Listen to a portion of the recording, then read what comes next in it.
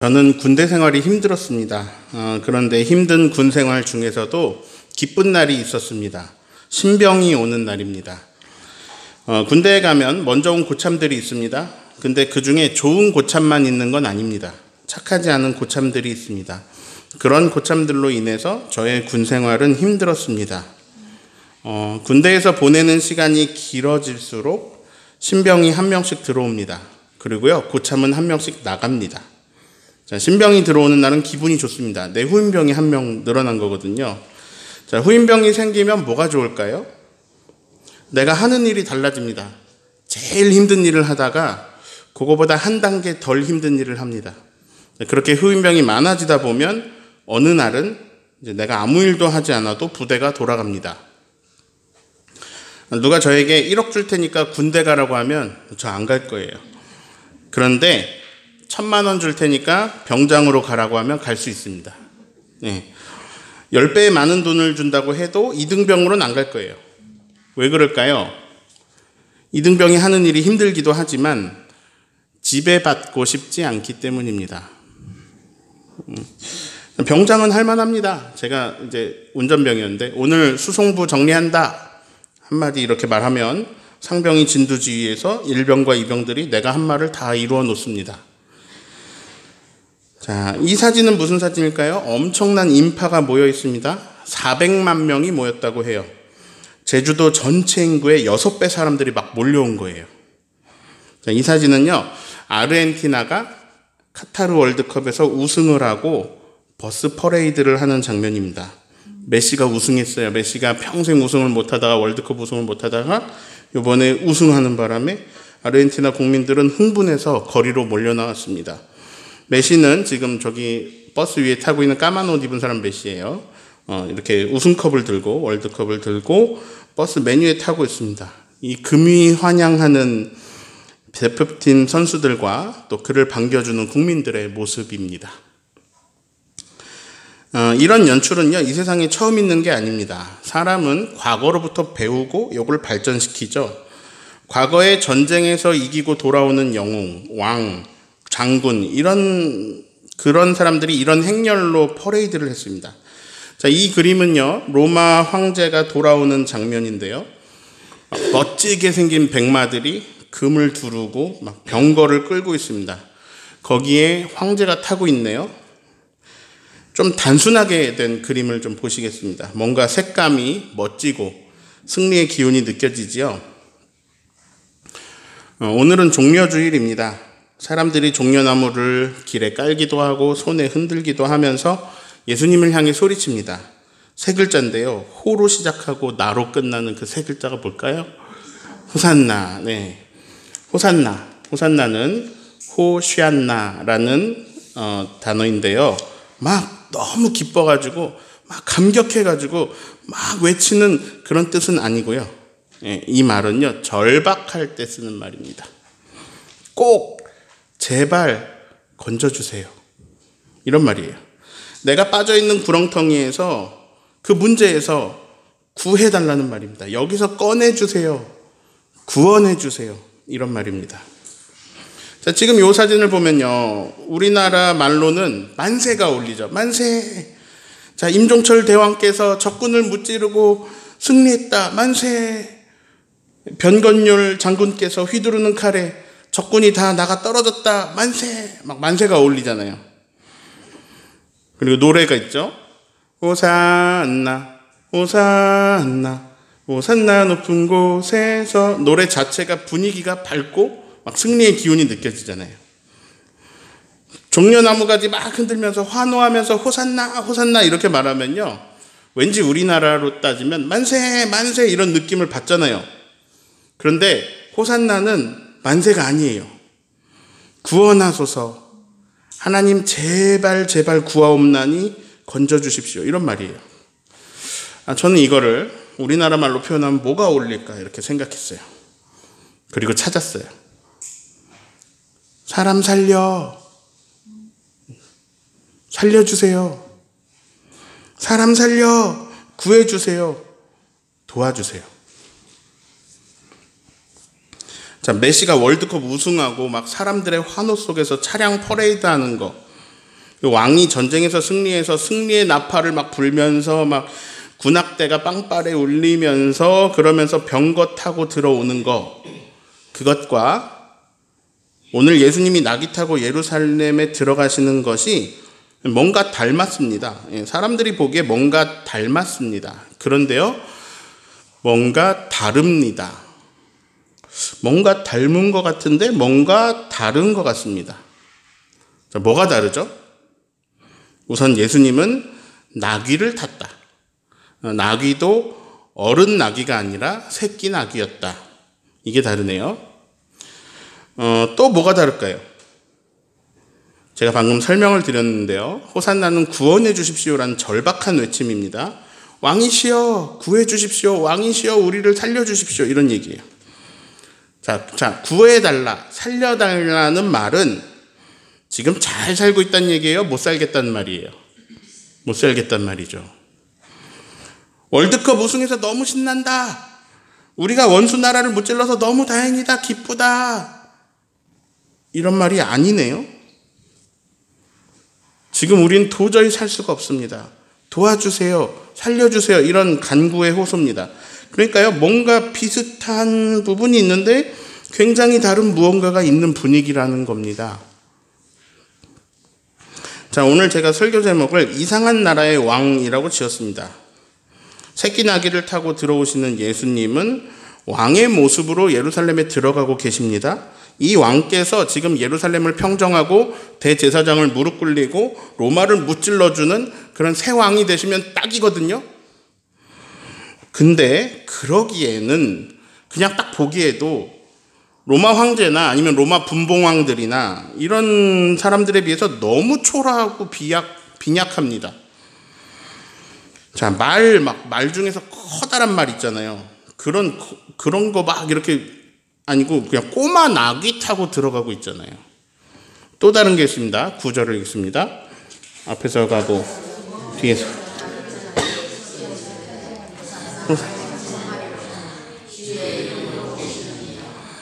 자, 예수님이 꼬마 나귀 타고 가는 길에 선발대도 있고 후발대도 있습니다. 앞에서 사람들이 가고 뒤에서 따라가고 그러고 있어요. 긴 행렬이에요.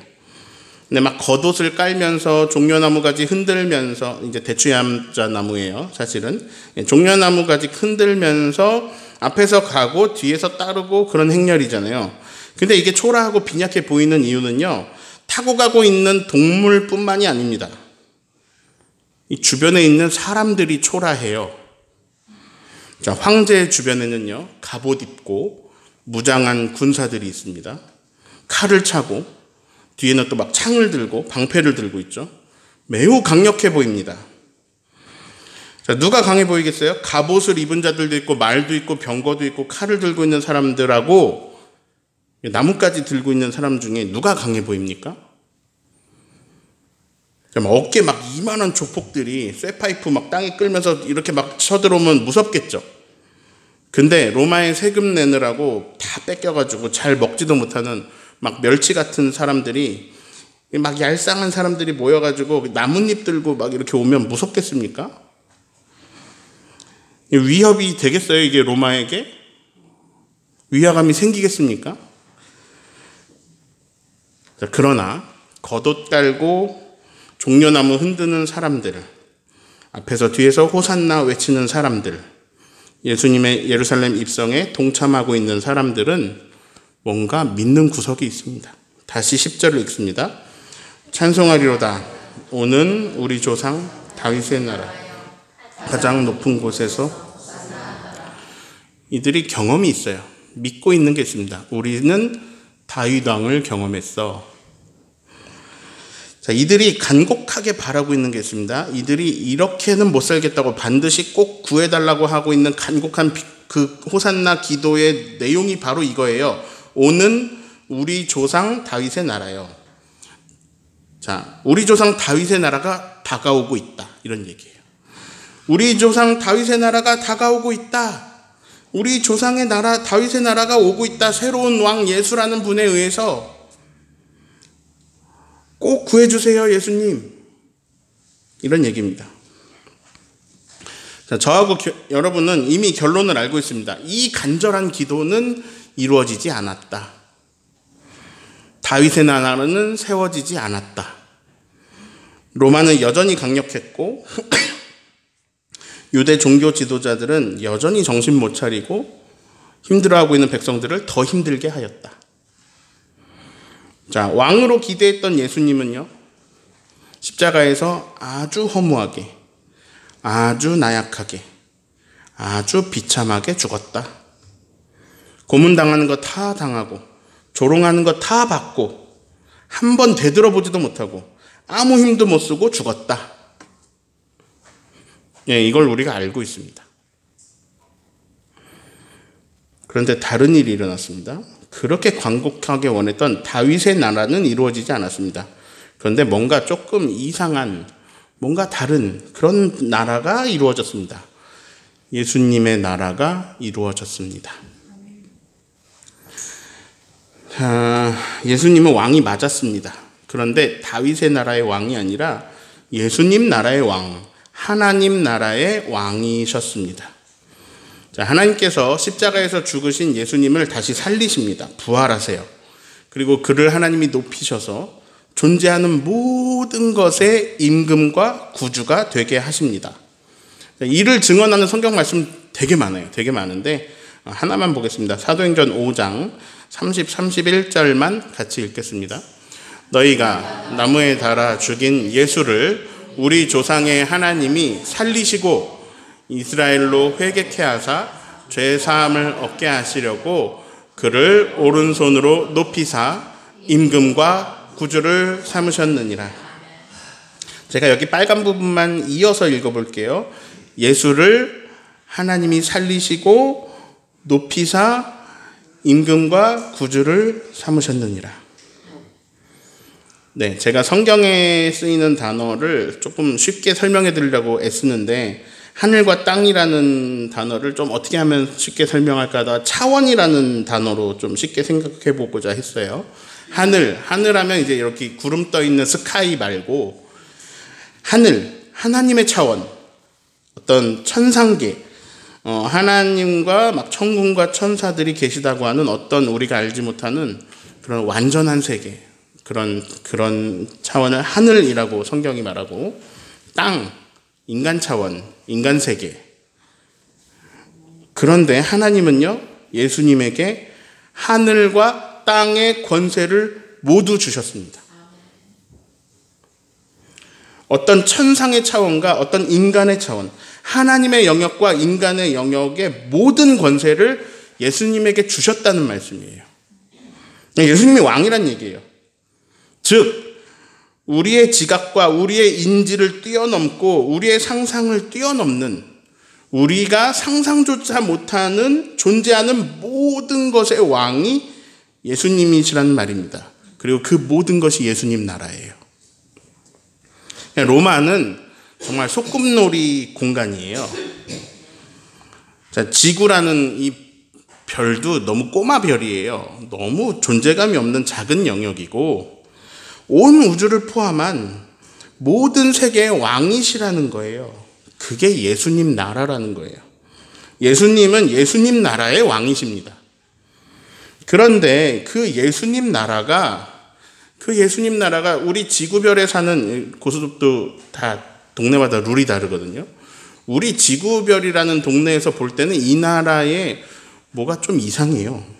이게 왜 이상하냐면 우리가 그런 나라를 본 적이 없어요. 경험을 못 해봤어요. 자, 여태까지 역사를 보면요, 전쟁에서 이기는 것이 얼마나 중요한지 모릅니다. 자, 우리는 오늘 개선장군 퍼레이드를 생각하고 있잖아요. 막 만세 부를만 해요. 왜냐면요, 전쟁에서 이기면요, 부유해집니다. 전리품들을 가지고 오거든요. 자, 적군을 무찌르고 그들의 소유를 빼앗아옵니다. 그들이 입던 좋은 옷, 그들이 쓰던 좋은 물건, 이제 이게 우리께 되는 거예요. 반대로 말해볼까요? 전쟁에서 지면 다 뺏기는 겁니다. 내가 가진 모든 걸 그냥 다 상대방이 전리품으로 가져가 버리는 거예요. 근데 물건만 오는 게 아닙니다. 전쟁에서 이기면요, 포로들을 데리고 옵니다. 이들은 노예가 됩니다. 노예들은 성적으로 유린당합니다. 어린이들까지도 성적으로 유린당합니다. 노예들은 노동력 착취를 당합니다. 쉬지 않고 일하고요. 일하다가 죽어도 신경도 안 씁니다. 이러니 전쟁에서 이기는 건 너무나 중요했습니다. 반드시 이겨야만 했어요. 말 그대로 이거는요, 말 그대로 죽느냐 사느냐의 문제고요. 만약에 살아남는다고 해도 내가 주인으로 사느냐 노예로 사느냐의 문제인 거죠. 지금 이들이 호산나 호산나 다윗의 나라가 오고 있다 막 이렇게 외치는 것도 결국 로마한테 져가지고 로마 식민지가 돼서 모든 것을 착취당하면서 노예 같은 삶을 살고 있어서 너무 힘들었기 때문에 그렇게 구해주세요 구해주세요 외치고 있는 거예요. 그런데 그런 강력한 왕을 꿈꾸면서 간곡하게 호산나 외쳐봤지만 다윗의 나라는 이루어지지 않았습니다. 대신에 우리가 보기엔 좀 이상한 나라, 예수님의 나라가 이루어집니다. 그 나라의 이상한 왕이 지금 꼬마 낙이 타고 오는 모습을 우리가 보고 있는 거예요. 자, 우선 행렬에서부터 뭔가 달랐죠? 막 선발대 호위무사들, 무장한 사람들, 막 갑옷 입은 사람들, 막 그 뒤에 말을 타거나 아니면 병거를 탄 왕이 있고 황제가 있고, 막 그 뒤에는 행렬에는 막 무장한 군사들이 막 엄청나게 있고, 그 뒤에는 이제 여기 묶여가지고 이렇게 포로들이 막 이렇게 끌려오고 있고, 그 뒤에는 전리품을 실은 수레들이 쫙 해가지고 이렇게 들어오고 있는 그런 행렬과는 달랐습니다. 예수님의 행렬에는요, 근사한 말도 없고 무기도 없었고 포로나 노예도 없었습니다. 자, 제가 어제 사진 자료를 좀 찾아보려고 포로를 좀 찾아보는데 이 그림 말고는 쓸 수가 없겠더라고요. 왜냐? 너무 잔인해서, 너무 참혹해서. 고대에는 훨씬 심했습니다. 근데 이게 고대의 자료도 아니고 사진기라는 게 발명되고 나서의 어떤 근대나 현대의 사진 자료들인데도 너무 야만적이고 잔인한 게 많아서 보여드릴 수가 없었습니다. 속옷까지 다 벗겨서 끌고 가고요. 시체 무더기들이 막 나오고요. 고문하고 이렇게 잡혀있고 묶여있는 전쟁 포로들의 얼굴에는 절망이 가득합니다. 전쟁에서 졌을 때 얼마나 참혹한지 제 정신건강을 위해서 자료 찾기를 멈췄습니다. 이게 세상의 나라구나. 이게 인간의 나라구나. 근데 다윗의 나라도 마찬가지였습니다. 다윗의 나라가 부강했던 거는요, 전쟁에서 계속 이겼기 때문입니다. 자, 백성들은 지금 그런 강대국이 되기를 바라고 있는 마음이에요. 근데 다윗의 나라가 이루어진다고 했을 때 이걸 반대로 말하면 패배하는 나라 쪽에서는 지금 유대 사람들이 겪고 있는 어려움을 똑같이 겪는 겁니다. 세상의 지배와 억압이 얼마나 잔인한지 제가 하나만 보여드리겠습니다. 이 사진은 하나도 안 잔인해 보이지만 엄청나게 잔인한 사진이에요. 이 사진은 일본 교토에 있는 코 무덤입니다. 이 코 무덤인데 귀 무덤이라고도 불립니다. 도요토미 히데요시가 일본군을 조선에 보내면서 조선국 및 백성들을 보이는 대로 살해하라고 명령합니다. 조선 사람들로 무차별로 살해하고 코를 베어가지고 상하지 않게 소금에 절여서 새끼줄에 꼬아서 일본으로 가져오라고 했습니다. 저 무덤에 우리 선조 12만 6천 명의 코가 묻혀 있다고 합니다. 근데 후대의 일본은 이 코 무덤을 귀 무덤으로 이름을 바꿉니다. 자기들이 생각할 때 코를 베는 건 너무 야만적이라고 우리는 귀를 베었다고 역사를 왜곡하기 위해서 귀 무덤으로 이름을 바꿨어요. 근데 귀를 벤 것도 잔인하지 않나요? 아무튼 화나시죠? 이게 인간의 전쟁이고 이게 인간이 세우는 나라입니다. 그리고 이게 패배했을 때의 잔혹함입니다. 이런 패배한 나라는 이런 비참함을 맞이합니다. 자, 이런 불의한 현실을 보면서 살았던 사람들, 이것이 기본값으로 있는 사람들에게 성경은요, 이상한 나라의 이상한 왕을 보여주고 있습니다. 얼마나 이상한 왕이냐면 그 왕은 꼬마 나귀를 타고 오고 있습니다. 그 왕은 이상합니다. 정복하고 지배하려고 오는 게 아닙니다. 알고 보니까요, 죽으러 오시는 거예요. 저는요, 군대에서 지배당하는 것보다 지배하는 것이 얼마나 신나는 일인지 경험했습니다. 후임병이 올 때마다 저 말고도요, 모든 중대원들이 다 좋아했습니다. 자기가 지배할 사람이 한 명 들어왔잖아요. 다 좋아합니다. 자기를 지배하던 사람이 가잖아요. 계급이 올라가고 내가 힘이 강해지는 게 이게 군대 안에서 살아가는 낙이었습니다. 그런데요, 그래서요, 군대는 다행히도 오래 지낼수록 지낼 만한 곳이었습니다. 왜냐하면 군대는 시간이 가면요, 계속 계급이 높아지지만 오늘보다 내일이 계급이 더 높아질 수 있는 곳이니까요. 그래서 오늘보다 내일이 지배할 사람이 한 명이라도 많아지는 곳이에요, 군대는. 그런 면에서요, 사회가 군대보다 더 괴로운 곳입니다. 왜냐하면 군대는 시간이 되면 계급이 높아지는데 사회는 시간이 지난다고 계급이 높아지는 게 아니기 때문입니다. 사실 이 성경의 가르침은 고대부터 계속 영향력을 미쳤어요. 사회를 계속, 세상을 바꾸고 변혁시켰어요. 그래서요, 고대에는 그렇게 잔인했지만 이 성경의 내용들이 학습되어서 계속 세상이 변해왔습니다. 자, 그렇게 학습해온 현대인들에게는 하나님이 주인이시다, 이게 맞아가지고요, 인간과 인간 사이에 이제는 계급이 없어야 됩니다. 이게 이제 상식선까지 올라왔어요. 계급이 없어야 됩니다. 그런데 진짜 없나요?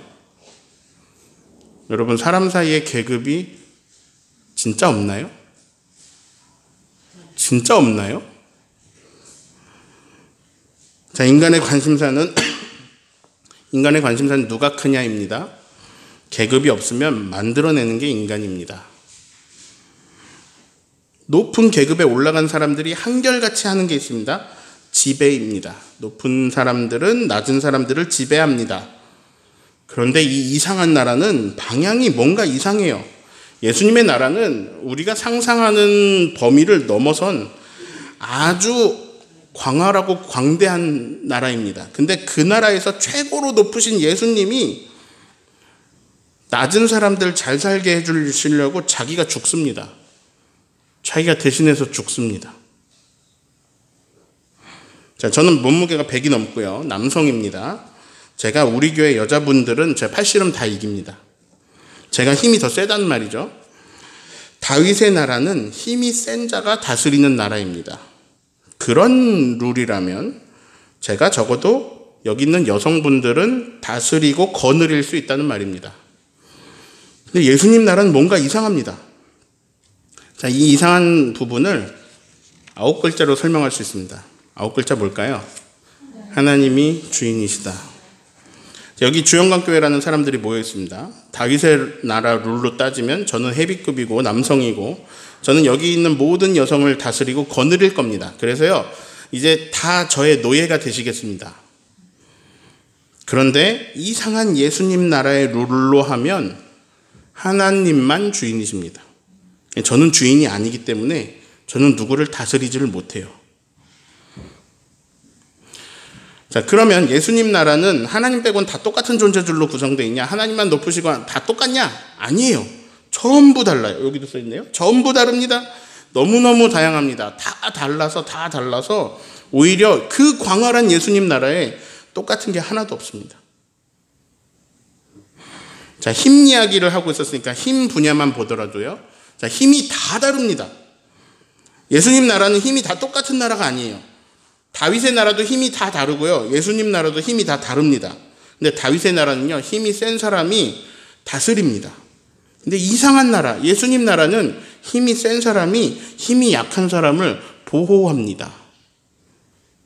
힘이 센 사람이 힘이 약한 사람들을 도와줍니다. 근데요, 이게 뭐 힘뿐만 아니라 다른 분야에서도 다 마찬가지로 그런 식으로 작동이 됩니다. 그 분야에 잘하는 사람이 못하는 사람에게 자신의 능력을 내어놓고 섬기고 헌신합니다. 그렇게 돌아가요. 근데 그럴 수 있는 강력한 동력이 있는데요. 그게 사랑입니다. 그나마 하나님 나라가 가장 가까이 우리가 볼 때 하나님 나라가 땅에서도 저게 하나님 나라에 가장 가깝다 이렇게 하는 거를 그나마 가까운데 하는 걸 찾으면요. 의외로요. 아주 가깝습니다. 가정입니다. 어떻게 보면 되냐면요. 동력이 사랑인 곳을 찾으면 그 이상한 나라가 여기도 이루어져요. 자, 아빠가 딸보다 힘이 셉니다. 아빠는 그 힘으로 딸을 보호합니다. 엄마의 능력이 아들에게 내어줌으로 헌신으로 나타납니다. 사랑이 동력이에요. 사랑을 따를 때는요. 그 이상한 나라가 그 예수님의 나라가 땅에서도 이루어집니다. 그래서 아주 가까이에 나타납니다. 군중들은 예수라는 왕께서 다윗의 나라를 세우기를 바랬습니다. 근데 이 왕은요. 예수님의 나라, 하나님의 나라를 세우셨습니다. 자, 일반적으로 볼 때 이 이상왕이 이분이 이상해요. 여태까지 그런 걸 본 적이 없는데 이 이상한 왕은요. 이상하게 꼬마나귀를 타고 오십니다. 그런데 이것은 스가랴 9장 9절의 말씀이 이루어지기 위함이었습니다. 스가랴 9장 9절에 이 왕이 얼마나 이상한지가 나옵니다. 같이 읽습니다. 시온에 따라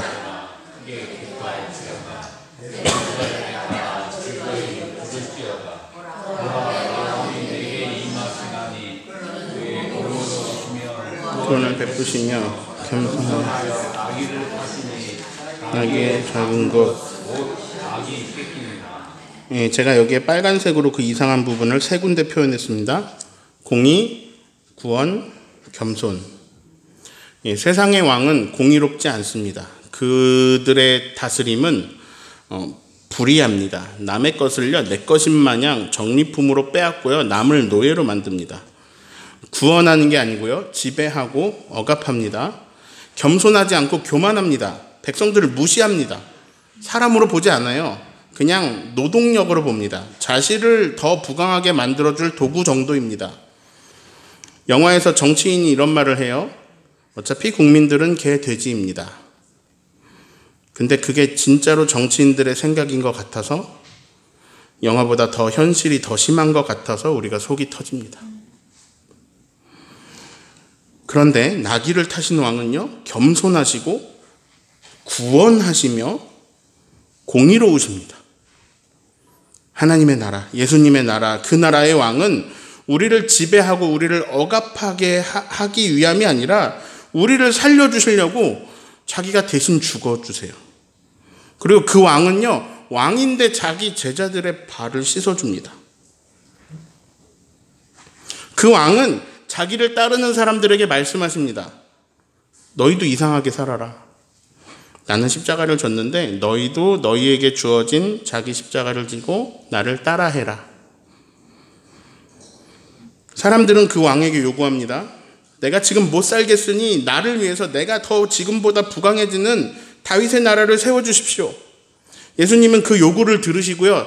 다르게 응답하십니다. 하나님 나라를 세워주십니다. 그 하나님의 나라가 하늘에서 이루어진 것 같이 땅에서도 이루어지게 하십니다. 다윗의 나라를 요구하고 있는 그들에게 그들의 주변에 하나님 나라가 이루어지게 하십니다. 이게 무슨 말인지 아세요? 앞으로도 저와 여러분은 똑같이 할 거거든요. 우리가 부강해지고 우리가 높아지는 나라를 꿈꾸고 요구할 거예요. 끝없이. 호산나예요. 근데 예수님은 그 요구는 안 들어주시고 이상하게 바꿔서 응답하신다는 겁니다. 저와 여러분에게 하나님의 나라, 예수님의 나라를 이루어 주신다는 거예요. 그런데 성령께서 지혜를 주시면 그때 우리는 그걸 깜짝 놀라면서 깨닫게 됩니다. 알게 됩니다. 내가 요구한 다윗의 나라보다 하나님 나라가 나에게 유익하다. 내가 여기서 행복하다. 그냥 조금 유익한 게 아니라 비교할 수 없이 유익하다. 무슨 말이냐면요. 예수님이 우리가 구하는 걸 들어주시는 게 아니라 비교할 수 없이 훨씬 더 좋은 것으로 들어주신다는 말입니다. 이 기도를 해야 돼요? 안 해야 돼요? 해야 돼요. 우리가 구하는 것보다 훨씬 비교할 수 없이 좋은 것을 주신다는 거예요. 저에게, 여러분에게, 모든 세상 사람들에게는 결핍이 있습니다. 어떤 결핍 사항이 있어요. 다 달라요. 우리는 그 결핍 아래서 괴로워합니다. 그래서 우리 기도의 내용이 항상 똑같아요. 호산나예요. 살려주세요. 도와주세요. 제발요. 제발 여기서 건져주세요. 제발 이 문제를 해결해 주세요. 호산나예요. 우리는 우리를 억누르는 이 결핍 상황에서 탈출해야 되잖아요. 우리를 괴롭히고 우리 발목을 잡고 있고 우리의 장애물이 되는 이 문제들에 마주할 때 우리는요, 공격성이 나옵니다. 온유한 사람도 자기 결핍 앞에서는요, 막 공격적으로 변해요. 막 칼을 들고 누구를 찌를까요? 누구를 제 앞에서 제가 원한 것을 성취할까요? 이렇게 하나님께 물어보고 있는 나에게 예수님은요, 나의 칼을 내려놓게 하시고 여기다가 나뭇잎 지어주시면서 찬송하게 하십니다. 죽이고 빼앗고 억압하는 것, 이걸 다 멈추게 하시고 그런 물리적 강함으로 다스리는 나라가 아니라 지금 우리가 이 세상에서 보기엔 좀 이상한 나라, 근데 되게 멋있는 나라, 하나님 사랑으로 섬기는 나라를 만들어 주십니다. 그 방향으로 인도하세요. 내가 막 지배하려고 길렀던 그 힘을 가지고 섬기게 하십니다. 내가 막 다스리려고 올라왔던 자리에서 그 위치를 이용해서 보호하게 하십니다. 우리가 당하는 환난이나 고통을 부정하시는 건 아니에요. 환난이 있어. 세상엔 환난이 있어. 고통이 있어. 근데 그런 거는 다 앞으로 우리가 누리게 될 영광에 비해서는 너무 작아. 농구공이 야구공보다 크잖아요. 환난이 막 농구공만큼 커요. 근데 영광은 지구만해, 태양만해. 우리 영광에 비해서 그렇게 너무 작아. 환난과 고난이. 담대해라. 내가 세상을 이겼다. 담대해라. 내가 죽음을 이겼다. 죽음보다 더 큰 문제가 뭐 있어요? 내가 죽음을 이겼다. 다윗의 나라는요, 예수님의 나라에 비해서는 코딱지만한 거예요. 코딱지만한 거. 하나님 나라에 비하면 너무 초라한 거예요. 우리는 그 코딱지만한 다윗의 나라를 막 꿈꿔요. 근데 그런 예수님은 너무너무 커다란 하나님의 영광, 너무너무 커다란 예수님 나라의 영광을 꿈꾸게 하십니다. 너희는 나와 똑같이 부활하게 되고 너희는 나와 함께 하늘의 영광을 누리면서 기뻐하면서 살게 될 것이다. 나 있는 곳에 너희를 내가 영접하여 초대하겠다. 자, 인간은요, 인간 수준을 살아갑니다. 우리는요, 우리 수준을 살아가요. 근데 인간은 도저히 다다를 수 없는 어마어마한 하나님의 영광, 거기에 우리를 동참시켜 주시고 기쁨으로 살게 된다고 해 주십니다. 그 길을 지금 나귀 타고 가시는 거예요. 자, 정리합니다. 병거 타고 오는 왕을 기다렸습니다. 그런데 그런 왕은 안 오고요, 이상한 왕이 꼬마 나귀를 타고 나에게 오십니다. 막 내 마음에 날카롭게 갈았던 창이, 그 칼이 나뭇잎으로 바뀌면서 나도 예수님 나라의 평화에 참여하게 하십니다. 내가 요구했던 것보다 알고 보니 훨씬 더 좋은 것으로 주시는 그 은혜 속에서 살아가시기를 예수님의 이름으로 축원합니다.